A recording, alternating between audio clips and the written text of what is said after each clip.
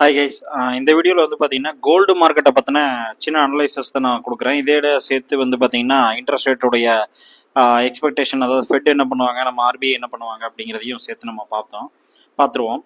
So இப்போ பார்த்தீங்கன்னா first வந்து கோல்டு மார்க்கெட் அப்படிங்கிறது வந்து இப்போது கோல்டு மார்க்கெட் அப்படிங்கிறது வந்து என்ன சுச்சுவேஷனில் இருக்குது அப்படிங்கிறது வந்து மோஸ்ட்லி நம்ம எல்லாத்துக்குமே தெரியும்.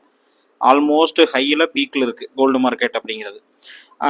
இப்போ வந்து அடுத்த ஈவெண்ட் என்ன ஆகும், அடுத்த மார்க்கெட் வந்து கோல்டு மார்க்கெட் வந்து என்ன ஆகும் அப்படின்னா இன்னும் அதிகமாக தான் போக போகுது அப்படிங்கிறதுக்கு உண்டான பாசிபிலிட்டி இருக்குது. அதுக்கு காரணம் வந்து என்னன்னு கேட்டிங்கன்னா ஃபெட், அதாவது ஃபெடரல் ரிசர்வ் ப்ளஸ் ஆர்பிஐ, இந்த ரெண்டுமே வந்து பார்த்தீங்கன்னா ரேட் கட் பண்ணக்கூடிய எக்ஸ்பெக்டேஷனில் இருக்காங்க.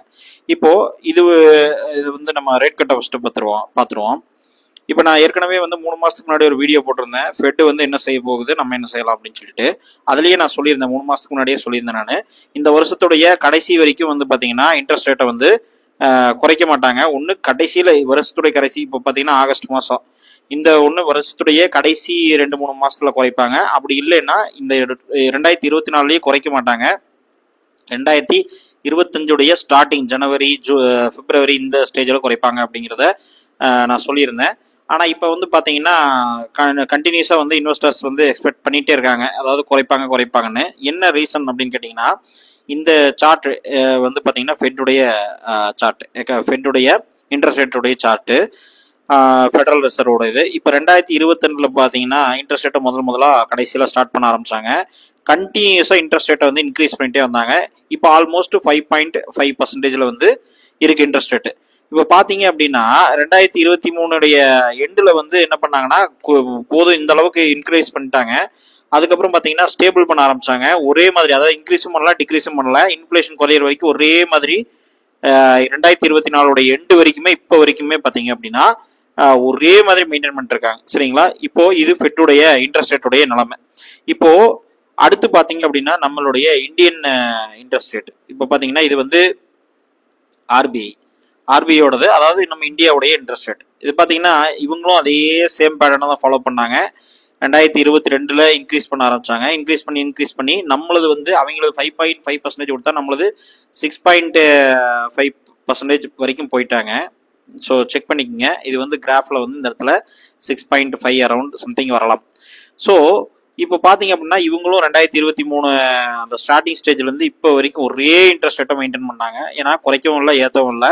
அதனால தான் வந்து பார்த்தீங்கன்னா மார்க்கெட் வந்து பெரிய லெவலில் பார்த்தீங்கன்னா மூவ் ஆகலை அப்படிங்கிறது சம்டைம்ஸ் வந்து சொல்கிறாங்க. ஆனால் நல்லா பார்த்தீங்க அப்படின்னா நம்மளுடைய மார்க்கெட், இந்தியன் மார்க்கெட்டுடைய மூவ்மெண்ட் அளவுக்கு யூஎஸ் மார்க்கெட்டுடைய மூவ்மெண்ட் கிடையாது. என்ன காரணம் அப்படின்னா இந்த இன்ட்ரெஸ்ட் ரேட்டு நம்மளது ஜாஸ்தியாக இருந்தாலும் கூட ஜிடிபியுடைய க்ரோத் ரேட்டு ஜாஸ்தி.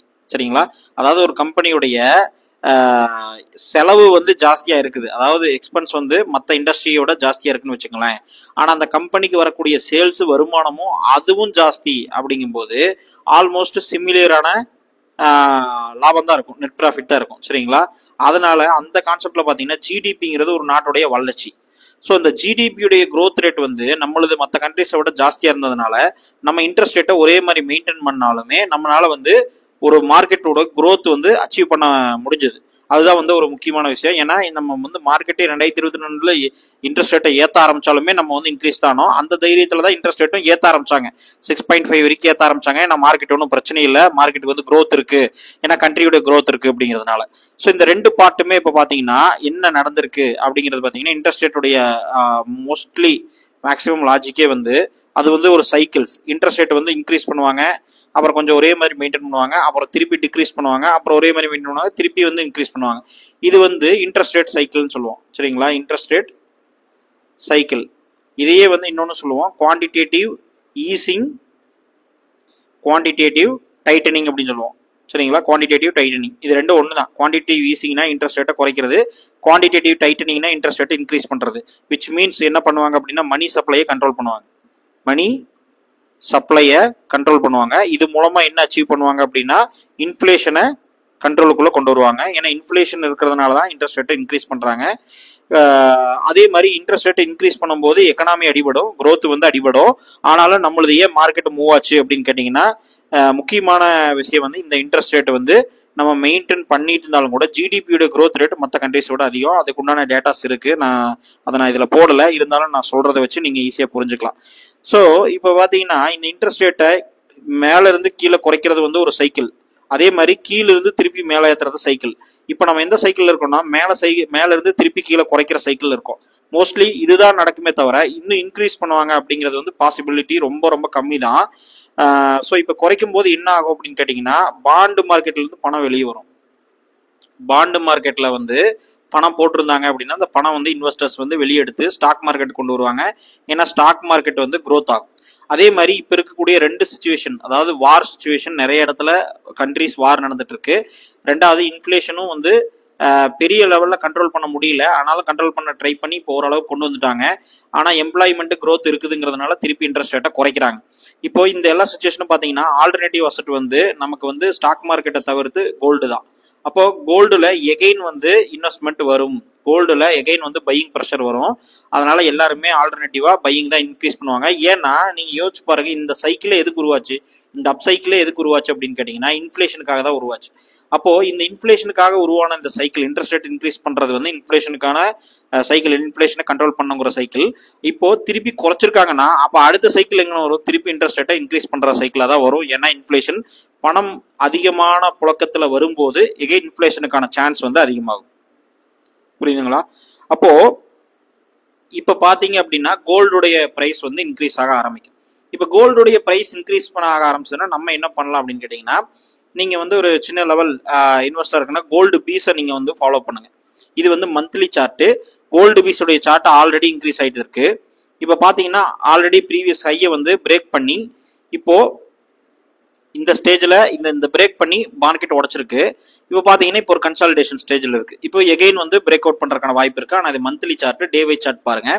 இந்த கோல்டு பீஸ்ங்கிறது வந்து ஒரு இண்டெக்ஸ், அதாவது வந்து கோல்டை ட்ராக் பண்ணக்கூடிய ஒரு இண்டெக்ஸ். இதை வந்து இடிஎஃப்னு சொல்லுவோம். அதாவது இடிஎஃப்னா எக்ஸ்சேஞ்ச் ட்ரேடட் ஃபண்டு. ஓகேங்களா? இது வந்து ஒரு கோல்டை மையமா வச்சு உருவாக்கக்கூடிய ஒரு ஃபண்டு. அது வந்து எக்ஸ்சேஞ்சில் நம்ம பை அண்ட் செல் பண்ணிக்கலாம், ட்ரேட் பண்ணிக்கலாம். எக்ஸ்சேஞ்சுனா நம்மளுடைய என்எஸ்சி தான். இப்போ நம்ம பாத்தீங்க அப்படின்னா இந்த கோல்டுல இந்த சார்ட்டோட பேட்டர்ன் பாத்தீங்கன்னாலே தெரியும், நிறைய விக்ஸ் கிரியேட் ஆயிருக்கும். சரிங்களா? நிறைய விக்ஸ், அதாவது வந்து மார்க்கெட் சடனா ஹை போயிருக்கும், அதுக்கப்புறம் திருப்பி லோ வந்திருக்கும், திருப்பி லோ வந்தாலும் திருப்பி ஹை போயிருக்கும். இந்த மாதிரி விக்ஸ் கிரியேட் ஆயிருக்கும். அப்ப நீங்க இந்த மாதிரி இண்டெக்ஸ், பொதுவாக எந்த இண்டெக்ஸ் எடுத்துக்கிட்டீங்கனாலும் நீங்க பை பண்றதுக்கு ஒரு பெஸ்ட் சான்ஸ் வந்து எப்ப விழுகுதோ அப்ப நீங்க பை பண்ணிடணும். பாருங்க இந்த சார்ட்டை பாருங்க. இந்த கேண்டில் வந்து இவ்வளவு தூரம் ஸ்பைக் ஆயிருக்கு, கீழே விழுந்திருக்கு, அந்த இடத்துல நீங்க பை பண்ணிடணும். ஸோ என்னைக்கு டே வைஸ் சார்ட் ஓப்பன் பண்றீங்களோ, டே வைஸோ மந்த்லி வைஸ், இது monthly chart, day wise chart open பண்ணீங்கன்னா இந்த கோல்டு பீஸ் நெகட்டிவ்ல இருந்தது அப்படின்னா நெகட்டிவ் 1%, அதாவது நெகட்டிவ் 0.2%, இந்த மாதிரி நெகட்டிவ் பாத்தீங்கன்னாலே நீங்க அக்யூமுலேட் பண்ண ஆரம்பிக்கலாம். ஏன்னா இந்த இடத்துல அக்யூமுலேட் பண்றவங்க, கீழே விழுக அக்யூமுலேட் பண்றவங்க தான் இந்த இடத்துல வந்து பாத்தீங்கன்னா நல்ல ஒரு ப்ராஃபிட் எடுப்பாங்க. ஏன்னா இது இண்டெக்ஸ்ங்கிறதுனால உங்களுக்கு வந்து ஃபிளக்சுவேஷன் ரொம்ப ஜாஸ்தியெல்லாம் இருக்காது. நீங்க வந்து இந்த விழுக நீங்க வந்து அக்யூமுலேட் பண்ணலாம். சரிங்களா? வாலட்டிலிட்டி வந்து அப்படியே மற்றது மாதிரி அப்படியே கீழே போயிடாது. ஒரு சில கம்பெனிஸ் அப்படியே பேங்க் ரப்ட் ஆகி கீழே போற மாதிரிலாம் கோல்டு பீஸ் கீழே போகாது. அது கோல்டோட இது கண்டிப்பா வந்து ரிட்டர்ன் வந்து இருக்கும். ஸோ இதை நீங்க ஃபாலோ பண்ணலாம், இதை நீங்க பை பண்ணலாம். இது வந்து ஜஸ்ட் ஒரு 60 ரூபாய் தான் வரும். கோல்டு பீஸ் அடிச்சிங்கனால உங்க புரோக்கரேஜ் அக்கௌண்ட்ல வந்துடும். இது 0 தான் ஓடுது. நீங்க எதுல வச்சிருக்கீங்களோ அதை அடிச்சிங்கனாலே கோல்டு பீஸ்ங்கிறது வந்துடும். அப்படி இல்லை அப்படின்னா நீங்க கம்பெனிஸை ஃபோக்கஸ் பண்ணலாம். இது டே வைஸ் சார்ட். தங்கமயில் ஜுவல்லரி பாத்தீங்கன்னா ஆல்மோஸ்ட் வந்து ஹையில் இருக்கு. இப்போ மார்க்கெட் வந்து பாத்தீங்கன்னா இங்கே பையிங் ப்ரெஷர் எவ்வளவு வால்யூம் வந்திருக்கு பாருங்க. இந்த இடத்துல இருந்து பையிங் ப்ரெஷர் வந்திருக்கு இந்த பிரைஸ் பாயிண்ட்ல. அந்த பிரைஸ் பாயிண்ட் உடைச்சதுக்கு அப்புறம் திருப்பி ஒரு ரீட்ரேஸ்மெண்ட் எடுத்துட்டு திருப்பி ஒரு மார்க்கெட் வந்து பழைய ஹைக்கு வந்து நிக்குது. இப்போ பிரேக் அவுட் பண்றதுக்கான சான்ஸ் இருக்கு. இந்த கோல்டு பிரைஸ் இன்க்ரீஸ் ஆனால், இன்ட்ரெஸ்ட் ரேட்டை குறைச்சாங்கன்னா அது திருப்பி அது இன்க்ரீஸ் ஆகும். இந்த தங்கமயில் ஜுவல்லரியோடைய அசட் வேல்யூ இன்க்ரீஸ் ஆகும், வேல்யூஷனும் கொஞ்சம் இம்ப்ரூவ் ஆகும். ஏன்னா கோல்டு வச்சுதான் இவங்க பிசினஸ் பண்றாங்க, அதனால. அதே சேம் சமயத்துல பாத்தீங்க அப்படின்னா கல்யாண் ஜுவல்லரியும் பார்க்கலாம். இது வந்து டே வைஸ் சார்ட் தான்.